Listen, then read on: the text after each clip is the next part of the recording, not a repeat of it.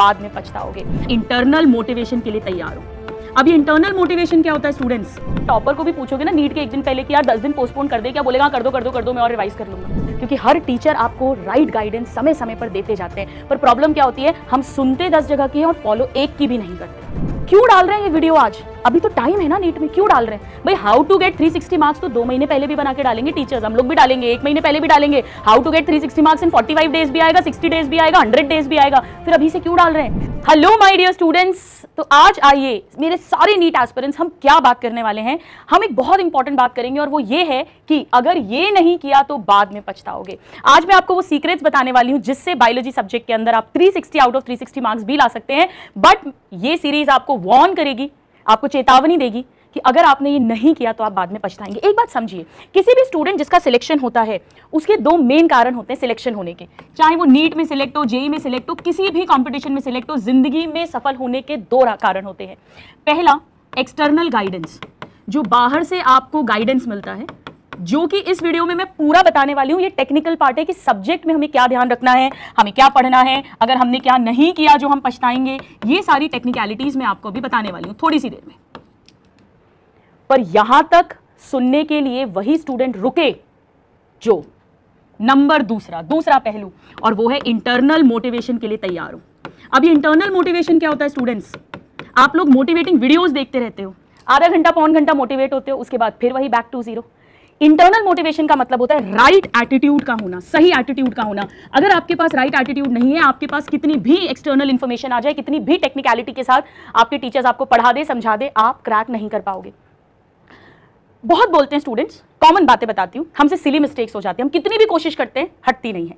मुझसे फिजिक्स नहीं पढ़ा जाता, मेरा फिजिक्स बहुत वीक है, या मुझे बायो से डर लगता है, मुझे बॉटनी के एग्जाम्पल्स याद नहीं होते हैं, मेरी स्पीड नहीं बढ़ पाती, मैं कुछ भी कर लूँ नहीं बढ़ पाती है, मेरा बैकलॉग हो जाता है, मैं सोशल मीडिया डिस्ट्रैक्शन नहीं छोड़ सकता हूँ, मुझसे सुबह नहीं उठा जाता, मुझसे रात तक नहीं जागा जाता। स्टूडेंट्स, अगर आप ये एक्सक्यूजेस दे रहे हैं, मैं ऐसे समझाती हूँ इस चीज़ को, मैं ये चीज़ अपनी लाइफ में भी अप्लाई करती हूँ कि एक स्टूडेंट एक बीज की तरह होता है, एक बीज जो मिट्टी के अंदर दबा होता है।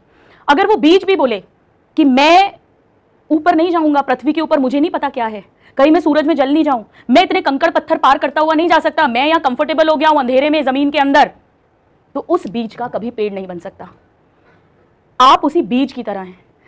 बीज की भांति आपको भी अंधकार को चीरना पड़ेगा, आपको भी कंकड़ पत्थरों को पार करना पड़ेगा, आपको भी अपनी कमजोरियों को, कमियों को देखना पड़ेगा, उनका सबक लेना पड़ेगा, उनके लिए कुछ करना पड़ेगा, तभी आप उस बीज की भांति पृथ्वी के ऊपर आएंगे, आपको सूर्य के दर्शन होंगे, आप में फल लगेंगे और लोग आपके नीचे आके छाया लेंगे, आप छायादार पेड़ बनेंगे, यानी आप अपने जीवन में खुद भी सफल होंगे और आपके आसपास आपका परिवार, आपके माता पिता, सब लोग भी आपसे कुछ गेन करेंगे। पर आपको वो करने के लिए तैयार होना पड़ेगा। अगर आप सिर्फ एक्सक्यूज देते रहे, मुझसे तो नहीं होता तो फिर पड़े रहो उस बीज की भांति, फिर आप कंप्लेंट मत करो, फिर आप हर दूसरे दिन उठकर ये मत बोलो मुझे तो डॉक्टर बनना है, मुझे तो नीट क्लियर करना है, फिर आप हर दूसरा वीडियो में छानते फिरो कि secret strategy to crack NEET, कुछ भी नहीं होने वाला। अगर आपने राइट एटीट्यूड डेवलप नहीं किया, आप बहुत पछताओगे। अगर आप एक्सक्यूजेस देते रहे, आप बहुत पछताओगे। अगर आप अपने कंफर्ट जोन से बाहर नहीं आए, अगर आप अपनी कमियों के ऊपर वर्क करने के लिए रेडी नहीं है, तो आप बहुत पछताओगे। फिर आप ये वीडियो भी आगे मत देखो, मेरे को आपका व्यू भी नहीं चाहिए, क्योंकि फिर it will be a waste of time. पर अगर आप ये सब कुछ करने के लिए तैयार हैं, तो हम टेक्निकल बात करेंगे। मेरे हस्बैंड ने कुछ वर्ड्स लिखे थे जो मुझे हमेशा याद आते हैं, और वो ये थे, मिटा दे अपनी हस्ती को, मिटा दे अपनी हस्ती को, अगर कुछ मुकाम चाहे कि दाना खाक में मिलकर गुले गुलजार हो जाए। अगर आप कुछ मुकाम पाना चाहते हैं, अगर आप नीट में सिलेक्ट होना चाहते हैं, डॉक्टर बनना चाहते हैं, स्टेथोस्कोप चाहते हैं, एप्रिन चाहते हैं, तो आपको अपनी हस्ती मिटाना पड़ेगी। हस्ती मिटाने का मतलब जो भी पुराना ढर्रा, जो भी आपने अपने आप को बना लिया है इतने सालों से, हमें सिटिंग की आदत नहीं है पढ़ने के लिए, हमें लर्न करने की आदत नहीं है, रिवाइज करने की आदत नहीं है, ये सबके ऊपर आपको उठना ही पड़ेगा। आपको कंफर्ट जोन से बाहर आना पड़ेगा, एक्सक्यूज देना बंद करना पड़ेगा, वरना दुनिया के बेस्ट से बेस्ट टीचर से आप पढ़ लीजिए, सिलेक्शन बहुत मुश्किल हो जाएगा। तो अगर आप तैयार हैं, अगर आप नहीं पछताना चाहते हैं, तो आइए अब हम टेक्निकल पार्ट की बात करते हैं कि क्या क्या हमें करना है जिससे नीट सिलेक्शन के दिन हमें पछताना ना पड़े। तैयार है मेरे सारे नादान परिंदों? आ जाओ, चलो। तो सबसे पहले, अगर एनसीईआरटी पढ़ोगे तो पछताओगे। अब आप कहोगे मैम ये तो आप उल्टी बात कर रहे हो, लोग बोलते हैं एनसीईआरटी से तो पेपर आने वाला है। मैंने कहा एनसीईआरटी पढ़ोगे तो पछताओगे, क्योंकि एनसीईआरटी को समझना है। ये बात ना मैं हमेशा बोलती हूं, पूरी हिंदुस्तान को पता है कि एनसीईआरटी से बायो का पेपर आने वाला है। अच्छा, एनसीईआरटी की 2 बुक्स हैं, वो भी इतनी पतली, कोई ऐसी मोटी मोटी किताबें भी नहीं है। सबको पता है पेपर उसी से आने वाला है। फिर भी बताओ कितने स्टूडेंट्स के बायो में 340 प्लस आते हैं। मैं 360 की तो बात ही नहीं कर रही, फुल की तो मैं उतनी परफेक्शन की बात नहीं कर रही। नहीं आते ना, क्यों नहीं आते? क्योंकि हम समझते नहीं हैं। एनसीईआरटी को अखबार की तरह नहीं पढ़ना। एनसीईआरटी एक समंदर की तरह है, उसमें गोता लगाओगे तो मोती मिलेंगे। एक एक शब्द एनसीईआरटी का क्वेश्चन होता है। तो एनसीईआरटी की डेट, साइंटिस्ट, एक एक कंसेप्ट सबसे जरूरी होता है। स्टूडेंट्स रटना नहीं है, कंसेप्ट अंडरस्टैंड करना है। बायो एक थ्योरेटिकल सब्जेक्ट है और थ्योरेटिकल सब्जेक्ट में सबसे जरूरी है आपका कॉन्सेप्ट क्लियर होना। सो कॉन्सेप्ट क्लियर होना बहुत जरूरी है। कॉन्सेप्ट क्लियर नहीं करोगे तो फिर बहुत पछताओगे। कितने ही क्वेश्चन लगा लो, एक चैप्टर के 50,000 क्वेश्चन भी लगा लो, अगर आपका कंसेप्ट क्लियर नहीं है और उसने थोड़ा सा भी ट्विस्ट करके पूछ लिया, आपकी गलती हो जाएगी। पर अगर आपका कॉन्सेप्ट क्लियर है और आपने 100-200 क्वेश्चंस भी लगाए हुए हैं, आप बहुत आराम से क्वेश्चन सॉल्व कर लोगे। तो सबसे जरूरी फर्स्ट स्टेप है कि एनसीईआरटी को समझना है, एक एक शब्द, एक एक लाइन को अंडरस्टैंड करना है। आप जिन टीचर से पढ़ रहे हो, जहां पढ़ रहे हो, सब टीचर्स बढ़िया हैं। जिन भी टीचर्स को स्टूडेंट्स का इतना प्रेम मिल रहा है, इतना रिस्पेक्ट मिल रहा है, वो सब शानदार है, सब लेजेंडरी है। आपकी वाइब जिससे मिल जाए, आपकी बॉन्डिंग जिनसे मिल जाए, उनके साथ कंटिन्यू करिए। बट वो जो आपको समझा रहे हैं उस कॉन्सेप्ट को समझिए, समझने पे फोकस करिए, नंबर 1। अब इसके बाद याद नहीं होता हमसे, भाई अगर याद नहीं करोगे तो बड़ा पछताओगे। करना है तो करना है। मुझे याद है, मुझे इतनी मौत आती थी लिटरली। मैं सोचती थी हमेशा अपनी प्रिपरेशन के टाइम पर, जब मैं AIPMT नीट की प्रिपरेशन कर रही थी, कि यार मेरे को तो इंसानों का डॉक्टर बनना है, ये मेरे को पेड़ पौधे क्यों पढ़ाते रहते हैं, या बॉटनी ने दिमाग खराब कर दिया है। और जूलॉजी में भी अर्थवर्म और फ्रॉग और कॉकरोच क्यों पढ़ा रहे हैं भाई? ह्यूमन फिजियोलॉजी बस वो 7 चैप्टर्स पढ़ा दो, ह्यूमन रिप्रोडक्शन, रिप्रोडक्टिव हेल्थ पढ़ा दो, थोड़ा चलो जेनेटिक्स पढ़ा दो। क्यों पढ़ाते हैं ये सब? स्टूडेंट्स पढ़ाते हैं तो पढ़ाते हैं, कुछ तो एक कॉमन क्राइटेरिया रखा जाएगा ना स्टूडेंट्स के सिलेक्शन के लिए। तो 11th-12th को ही तो बेसिक रखेंगे। लर्न करना है तो करना है, ये एक्सक्यूज नहीं दे सकते आपके मुझसे याद नहीं होता। जैसे मैं आपको पर्सनल बताती हूँ, मैं अपनी बात करूँ तो मेरी लॉन्ग टर्म मेमोरी बहुत खराब है। मुझे चीजें लंबे समय तक याद नहीं रहती, तो मुझे उसे बार बार रिवाइज करना पड़ता है। मैं ये थोड़ी ना बोल सकती हूँ कि मुझे याद नहीं रहता, इसीलिए मेरे नंबर कम आए, इसीलिए मेरा सिलेक्शन नहीं हुआ, इसीलिए मुझे आंसर याद नहीं आया और मेरा क्वेश्चन गलत हो गया। मैं एक्सक्यूज नहीं दे सकती हूँ। याद करना है तो करना है। याद करने का पहला स्टेप ये है कि आप जोर जोर से बोलकर याद करो। एक तो अपने दिमाग से ये हटा दो कि मेरे से याद नहीं होगा। नंबर 1, करना है तो करना है। दवाई कड़वी है तो कड़वी है, खानी है तो खानी है, इंजेक्शन लगाना है तो लगाना है। अब किसी के कैंसर है तो ये थोड़ी बोलेगा मैं तो सर्जरी नहीं कराऊंगा। भाई कैंसर फैल जाएगा, मर जाओगे। तो अगर जीना चाहते हो तो सर्जरी करानी पड़ेगी। तो लर्न तो करना पड़ेगा। जोर जोर से लर्न करो, कम से कम इतना तेज कि आपके कानों को सुनाई दे, ज्यादा से ज्यादा भले ही पड़ोसी को सुनाई दे। तो स्टूडेंट्स जोर जोर से लर्न करिए, मनी मन में लर्न मत करिए। एक और बहुत अच्छा तरीका होता है, अपने साथ जब भी बैठो तो एक रफ रजिस्टर लेकर बैठो, रफ रजिस्टर और पेन। तो सपोज आप कुछ भी याद कर रहे हो, सपोज आप याद कर रहे हो कि mitochondria is the powerhouse of the cell, तो वो शॉर्ट में आप लिखते जा रहे हो माइटोकॉन्ड्रिया पावर हाउस। क्योंकि किसी भी चीज को जब हम लिखते हैं तो वो दिमाग में ठोस हो जाती है, वो सबकॉन्शियस माइंड में जाती है। तो हमेशा एक रफ रजिस्टर और पेन या पेंसिल लेकर याद करिए और जोर जोर से बोलते हुए याद करिए। ये टिप आप फॉलो करो, आप देखना 7-8 डेज में ही आपकी लर्निंग पावर 100% इंप्रूव हो जाएगी। नाउ लर्न करने से केवल काम नहीं चलेगा, यहां पर हमें बार बार भी लर्न करना है, यानी बार बार रिवाइज भी करना होगा। एक बात ध्यान रखो स्टूडेंट्स, लर्न जब आप करते हो कोई भी चीज को, फर्स्ट लर्निंग में आपको 90% लर्न हुआ मान लीजिए, तो विद इन 24 आवर्स, 24 घंटे के अंदर अंदर आपको उसको एक बार और रिवाइज करना है। ये साइंटिफिक रिसर्च है कि अगर आप 24 घंटे के अंदर रिवाइज कर लेते हैं तो आपने जितना याद करा है उसका 90% तक आपके ब्रेन में रिटेन हो जाता है। और अगर 24 घंटे से ज्यादा, सपोज 2 दिन 3 दिन बाद आप उस चीज को रिवाइज करेंगे तो मात्र 60% 50% मेमोरी रह जाती है। फिर डबल मेहनत करनी पड़ती है बचा हुआ याद करने के लिए। तो आप चाहो तो मैंने वीडियो भी डाला हुआ है, how to revise with online classes, कि हम कैसे डेली जो लर्न कर रहे हैं उसको अगले दिन हमें रिवाइज करना ही करना है। और इसमें बहुत कम टाइम लगता है अगर आप धीरे धीरे ये चीज प्रैक्टिस करोगे। तो पहले तो एक बात समझ लो कि एनसीईआरटी का कंसेप्ट अंडरस्टैंड करना है और दूसरा उन्हें याद करना है। यहां पर आपकी मदद जो है वो निमोनिक्स कर सकते हैं, जैसे मैं हमेशा शॉर्ट ट्रिक्स बताती हूँ, फ्लो चार्ट्स हैं, है ना, ट्रिक्स हैं, टिप्स हैं, ये सब आपकी मदद कर सकते हैं। कोई भी, जैसे मैं रेस्पिरेटरी क्वेश्चन कैसे पढ़ाती हूँ, फैट और प्रोटीन का, F का उल्टा कर दो 7 बन गया, P का उल्टा कर दो 9 बन गया, पॉइंट लगा दो, तो फैट का 0.7 होता है, प्रोटीन का 0.9। तो ये छोटी छोटी टिप्स जो भी आपके टीचर्स देते हैं, ट्रिक्स हैं, निमोनिक्स हैं, ये आपकी लर्निंग में डेफिनेटली हेल्प करेंगे, स्पेशली बॉटनी पार्ट में ये बहुत हेल्प करते हैं। अब इसके बाद MCQs एंड PYQs। देखो PYQs ना एक तो 2008 से 23 तक के ही लगाना, वो 30-30 साल के PYQs मत लगाना, क्योंकि 2008 में मेजर सिलेबस चेंज हुआ था। उसके पहले बहुत डिटेल में पूछा जाता, तो अननेसेसरी टाइम वेस्ट होगा आपका और कुछ भी नहीं होने वाला है। But PYQs after understanding, very very very important. PYQ का आंसर नहीं रटना केवल, PYQ इतना टिप्स पर होना चाहिए कि 3 बजे भी कोई उठा दे तो उसका आंसर भी बता दो और उससे रिलेटेड पूरी थ्योरी भी बता दो। इतना अच्छे से हमें करना है। अब एक गलती जो बहुत स्टूडेंट्स करते हैं वो ये है कि थ्योरी एंड MCQ का बैलेंस नहीं रखते, MCQ का बैलेंस, और ये बहुत बड़ी गलती है। अगर ये गलती करी तो आप बड़ा पछताओगे, ये वाली गलती। कई स्टूडेंट्स हैं जो थ्योरी पढ़ते रहते हैं, बायो में क्वेश्चन सॉल्व ही नहीं करते, अगर अप्लाई नहीं करोगे एग्जाम में गलती कर दोगे। और कई हैं जो थ्योरी को इग्नोर करते हैं क्योंकि फिजिक्स केमिस्ट्री की आदत होती है और एमसीक्यूज ही करते रहते हैं, क्वेश्चंस करते रहते हैं। अगर आप 1000 क्वेश्चन भी लगा लो, मैं फिर बोल रही हूँ, और आपको थ्योरी नहीं आती, थोड़ा भी ट्विस्ट करेंगे गलत हो जाएगा, कितना रटोगे। तो आपको इनका बैलेंस करना है। तो सब्जेक्ट की थ्योरी अंडरस्टैंड करिए, उसको लर्न करा, उससे रिलेटेड 100-150 क्वेश्चंस करिए, जो भी डीपीपीज वगैरह आपको मिलती हैं उसको कंप्लीट किया, और उसी के पीवाईक्यूज लगा लिए जब वो चैप्टर एंड हुआ। क्या करा मैंने, एनसीईआरटी लर्न समझी, लर्न करी, उसके क्वेश्चंस लगा लिए, उसके पीवाईक्यूज लगा लिए जिस दिन चैप्टर खत्म हुआ। और यहां ध्यान रखना, ये नहीं करोगे तो भी पछताओगे, एनसीईआरटी की समरी जरूर कर लेना।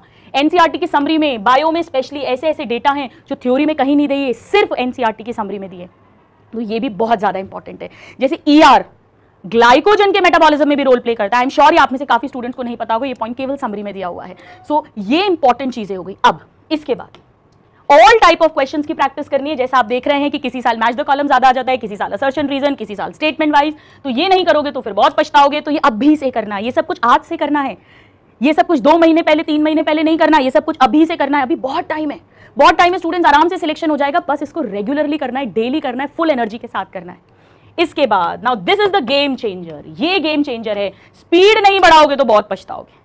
स्पीड बहुत इंपॉर्टेंट है, क्योंकि आपको मालूम है जैसे 2022 में बायो का पेपर सडनली बहुत लेंदी आ गया था, 1.5 घंटा बच्चों को बायो में लग गया था। उस कारण से फिजिक्स जो इजी था, जो लास्ट में अटेम्प्ट करते हैं जनरली नीट वाले, वो भी उनका छूट गया, तो डबल नुकसान हो गया। तो स्पीड बहुत इंपॉर्टेंट है, स्पेशली बायो में। हम चाहते हैं बायो में फटाफट खत्म कर दे, क्योंकि बायो तो एनसीईआरटी से आती है, हमें आता है तो आता है, ताकि हम वो ज्यादा टाइम फिजिक्स केमिस्ट्री में दे पाएं जहां पे हमें कैलकुलेशंस करनी है, जहां पर हमें अंडरस्टैंडिंग और ज्यादा लगानी है। तो स्पीड कैसे बढ़ाएं, अब ये एक बड़ा प्रश्न है स्टूडेंट, जिसका कोई, वो बोलते हैं ना, टोटका नहीं है, इसका कोई शॉर्टकट नहीं है। जनरली रीडिंग स्पीड किसकी अच्छी होती है, जो बच्चे शुरू से नॉवेल्स पढ़ते हैं, उपन्यास पढ़ते हैं। वो तो हमारी कंट्री में बहुत कम पढ़ते हैं, अपन सब जानते हैं। अब तो और रीडिंग कम हो गई है, अब तो वैसे ही सब अपन वीडियो सुन लेते हैं, ऑडियो सुन लेते हैं, तो अब तो और कम हो गई है। तो रीडिंग स्पीड आपको बढ़ानी पड़ेगी। उसके लिए आपको क्या करना है, आपको आज से ही डेली 10 से 15 मिनट एनसीईआरटी की रीडिंग लगानी है। अब देखो, इसके 2 फायदे हो जाएंगे। ये मैं अपने सारे स्टूडेंट्स को प्रैक्टिस करवाती हूँ। कैसे फायदा हो जाएगा, जैसे मान लो कि आज आपने लेट्स से ह्यूमन रिप्रोडक्शन पढ़ रहे हो और आपकी क्लास में आज फीमेल रिप्रोडक्टिव सिस्टम का स्ट्रक्चर हुआ है। आपने वो पूरा पढ़ लिया, उसको लर्न कर लिया, उसके क्वेश्चंस लगा लिए। अब आपने कल वाली, येस्टरडे, कल की जो क्लास है, सपोज मेल रिप्रोडक्टिव सिस्टम, वो वाली एनसीईआरटी का पैराग्राफ उठाया और उसको रीड कर लिया। तो 2 फायदे हो गए, एक तो आपकी स्पीड बढ़ गई और दूसरा आपका रिविजन भी हो गया, 10 से 15 मिनट रिविजन हो गया। अब रीडिंग कैसे करोगे, एनसीईआरटी सामने रखी, पेन या पेंसिल हाथ में ले लो, पेंसिल भी ले सकते हो, और ऐसे पढ़ते हुए जाना है, जैसे ऑल टाइप ऑफ क्वेश्चंस।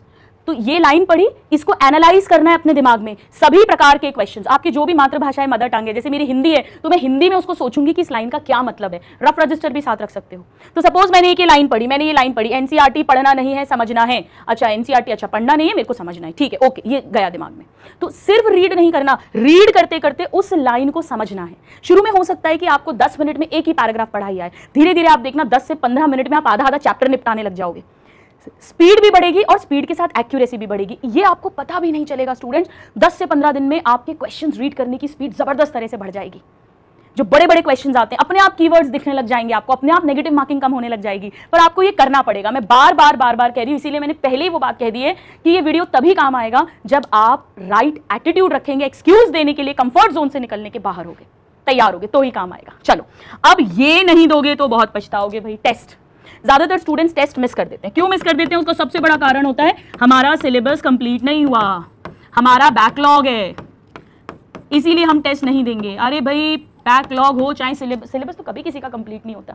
आज तक कोई भी, इवन टॉपर को भी पूछोगे ना नीट के एक दिन पहले कि यार 10 दिन पोस्टपोन कर दे, क्या बोलेगा, कर दो मैं और रिवाइज कर लूंगा। एग्जाम के पहले कभी कोई किसी की पढ़ाई खत्म होती है क्या, किसी की भी नहीं होती है। पर टेस्ट देना है, टेस्ट दोगे अपनी कमियां पता चलेंगी। टेस्ट नहीं दोगे, या तो ख्याली दुनिया में रहते हैं लोग, हम तो पढ़ रहे हैं, हमको तो सब आता है, हमारे क्वेश्चन तो बनते हैं, या डिप्रेशन में रहते हैं कि और मेरा तो बैकलॉग है, मेरा तो सिलेबस ही कंप्लीट नहीं हुआ, मैं तो टेस्ट ही नहीं दे रहा हूँ। टेस्ट देना है तो देना है, जितने भी नंबर आए, घर पे डांट पड़े, मम्मी पापा से डांट पड़े, कोई बात नहीं है, टेस्ट देना है। और टेस्ट देके उसका एनालिसिस भी करना है। टेस्ट एनालिसिस का वीडियो भी मैंने यूट्यूब पर ऑलरेडी डाला हुआ है, उसको देखो। मेरे सारे स्टूडेंट्स उसको फॉलो कर रहे हैं। इससे अपन अपनी गलतियों को देख पाते हैं और उनको करेक्ट भी कर पाते हैं। तो ये बहुत इंपॉर्टेंट है। टेस्ट नहीं दोगे तो बहुत पछताओगे। टेस्ट रेगुलर देना है, क्योंकि एक मॉक टेस्ट होता है, उससे आपका प्रेशर जो है वो आप धीरे धीरे उस सिचुएशन में अपने ब्रेन को बार बार लेकर जाते हो, जो एक्चुअली आप नीट वाले दिन फेस करने वाले हो। तो वो गलतियां जो डायरेक्ट उस दिन होती हैं वो पहले ही टेस्ट में हो जाती हैं। भले ही टेस्ट में नंबर कम आए, डांट पड़े, सिलेबस कंप्लीट नहीं हो, बैकलॉग्स हो, लेट ज्वाइन किया है आपने, कुछ भी हो जाए, टेस्ट दो। कम से कम ये तो देखो कि जितना पढ़ा है उसमें से कितना अटेम्प्ट कर पा रहे हैं। तो टेस्ट सबको देना ही देना है। नाउ 10 पॉइंटर बता रही हूं केवल आपको, इसके बाद इसे कंट्रोल नहीं किया तो पछताओगे, नहीं भयंकर पछताओगे। स्टूडेंट्स, नीट में जो सिलेक्शन नहीं होता उसका सबसे बड़ा कारण पॉजिटिव मार्क्स कम आना नहीं होता, नेगेटिव मार्क्स ज्यादा आना होता है। इसका भी मैंने एक वीडियो डाला है, how to reduce negative marking, but आपको की पॉइंट्स बता देती हूँ। एक तो जितने भी की वर्ड्स हैं क्वेश्चन पढ़ते टाइम, और इसे अभी से प्रैक्टिस करना है, ऐसा नहीं मैं 2 महीने पहले करूंगा या करूंगी, नहीं, इसको आज से करना है। क्यों डाल रहे हैं ये वीडियो आज? अभी तो टाइम है ना नीट में, क्यों डाल रहे हैं भाई? हाउ टू गेट 360 मार्क्स तो 2 महीने पहले भी बना के डालेंगे टीचर्स, हम लोग भी डालेंगे, 1 महीने पहले भी डालेंगे। How to get 360 marks in 45 days भी आएगा, 60 डेज भी आएगा, 100 डेज भी आएगा। फिर अभी से क्यों डाल रहे हैं? This is the right time. अगर आपने अभी से प्रैक्टिस किया, आपको उन वीडियोस की जरूरत ही नहीं होगी, आप फुल्ली प्रिपेयर्ड होंगे, आप 2 डिजिट सिंगल डिजिट में रैंक तक ला सकते हैं अपनी। बायो इतना तेजी से आगे लेके जाएगा, और जब बायो में कॉन्फिडेंस आएगा, बायो में टाइम सेव होगा, तो वो टाइम आप फिजिक्स केमिस्ट्री में दे पाएंगे। तो बहुत टाइम है, पर बहुत टाइम उनके लिए जो पढ़ रहे हैं, और अगर आप टाइम बर्बाद करने वालों में से हो तो फिर आपके लिए तो टाइम है ही नहीं। तो नेगेटिव मार्किंग में कीवर्ड्स को अंडरलाइन या सर्कल करना शुरू करिए, सारे ऑप्शंस को रीड करना स्टार्ट करिए। आप वो वीडियो डिटेल वाला भी देख सकते हो। इसके बाद OMR करेक्ट फिलिंग होनी चाहिए। इन सब चीजों का अभी से ध्यान रखो। कॉम्पिटिटिव एग्जाम देना एक क्या बोलना चाहिए मुझे, एक प्रैक्टिस है। ब्रेन, आई और हैंड का कोऑर्डिनेशन है। आंखें पढ़ती हैं, ब्रेन एनालाइज करता है, आंसर निकालता है, और हाथ गोला भरते हैं। इन तीनों का कोऑर्डिनेशन होता है, और ये कोऑर्डिनेशन सिर्फ और सिर्फ प्रैक्टिस से शार्पन अप होता है। सो सारे, इसके अलावा रफ वर्क को अच्छे से करना शुरू कर दो। ऐसा नहीं अपन ने रफ वर्क किया, उसमें ऐसा आंसर निकाला, ये पता पड़ा 2 लिखना था, ये 7 कर दिया, आंसर गलत कर दिया। एग्जामिनर को भी मालूम है आप कहां गलती कर सकते हो, क्लोज ऑप्शन हमेशा आता है। चलिए, अब ये एक बहुत बड़ा वर्ड है, सिली मिस्टेक्स। मेरी सिली मिस्टेक होगी, सिली मिस्टेक कुछ नहीं होती, मैं हमेशा बोलती हूँ ये सिली मिस्टेक नहीं, ये ब्लंडर है। ब्लंडर, ये पाप है, ये पाप हो गया है आपसे, और ये ब्लंडर आपके जीवन में बवंडर लेकर आएगा। ये सिली मिस्टेक्स अवॉइड करना। सिली मिस्टेक्स का क्या मतलब होता है? जैसे आपने करेक्ट, इनकरेक्ट, फॉल्स ये वर्ड ढंग से नहीं पढ़े, आपने गलती कर दी। कितनों के साथ होता है बताओ मुझे कमेंट बॉक्स में, अरे यार मैंने इनकरेक्ट नहीं देखा इसलिए गलत हो गया। पूरा लंबा सा क्वेश्चन था, इनकरेक्ट या नॉट करेक्ट पूछा था, फर्स्ट ऑप्शन बड़ा सा था जो करेक्ट स्टेटमेंट था, इतनी खुशी हुई वो करेक्ट पढ़ते पढ़ते उसको आंसर लगा दिया, भूल गए कि नॉट करेक्ट पूछा था। आदत बनाओ फॉल्स या ट्रू लिखने की। हम लोगों की इंग्लिश इतनी अच्छी थोड़ी ना होती है, not correct, not incorrect, except this, हमेशा लिख लो। क्या पूछ रहे हो, गलत या सही, साइड में लिख लो। ये हैबिट बनाइए। OMR करेक्टली फिल करना, रफ वर्क ढंग से करना, क्वेश्चंस ढंग से रीड करना, इससे आपकी बहुत सारी सिली मिस्टेक्स जो है वो धीरे धीरे धीरे धीरे कम होंगी। पर ये सब आज से करना है ताकि हम उस दिन ना पछताएं। इसीलिए अभी से हमने शुरू कर दिया है, अपना अभियान अभी से शुरू कर दिया है ताकि हमें पछताना नहीं पड़े। Now revision is very very important. आप इसके लिए वीडियो देख लेना जहां पे मैंने how to revise with online classes डाला हुआ है। ये बहुत इंपॉर्टेंट है, जैसा मैंने आपको बताया, वेरी इंपॉर्टेंट। और रिवीजन करना ही है। ऐसा नहीं है कि एक बार सिलेबस खत्म हो जाएगा फिर आखिरी के 3 महीने या 2 महीने में रिवीजन करेंगे। साइमल्टेनियस रिवीजन होना बहुत जरूरी है।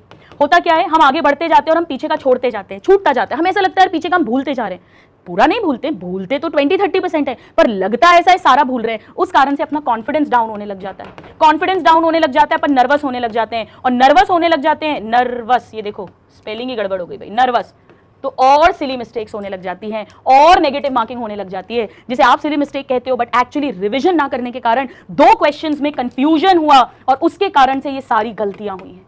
तो अभी से आदत बनाइए। देखो इसमें टाइम लगेगा, आप वो वीडियो भी देखोगे आपको थोड़ा टाइम लगेगा, it is not that easy, क्योंकि ऑलरेडी 3-3, 4-4 क्लासेस होती हैं। डेली का डेली लर्न करना, समझना, लर्न करना, क्वेश्चन प्रैक्टिस करना, फिर मैं आपसे कह रही हूँ कि NCERT 10 से 15 मिनट रीडिंग भी करनी है, उसके बाद ये समय निकालना। तो मैं आपसे एक ही बात कहूँगी जो मुझे बहुत मोटिवेट करती है, ईश्वर ने सारी दुनिया को 24 घंटे दिए हैं, ना 1 मिनट कम ना 1 मिनट ज्यादा, और उस 24 घंटे में लोग पता नहीं क्या क्या कर रहे हैं। क्यों?